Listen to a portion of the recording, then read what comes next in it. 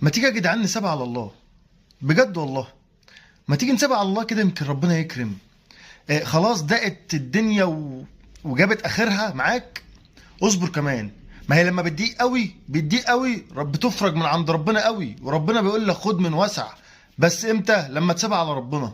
ما هو اللي خلق لك بق قادر يملهولك، واللي خلق لك ولاد ورزق لك ولاد، وربنا رزقك وهب لك ولاد قادر ربنا يطعمهم ويرزقهم. ما انت بتسعى بتشتغل وبتعمل اللي عليك. خلاص ما هتشتكي للبشر ليه بقى؟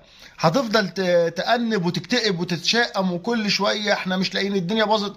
يا عم سيبها على الله. ما هي لما بتضيق قوي ربنا بيفرجها من عنده، ما هو اللي بيدبر كل حاجه. ما احنا الدنيا كلها مين بيدبرها ومين بيمشي الدنيا؟ ربنا.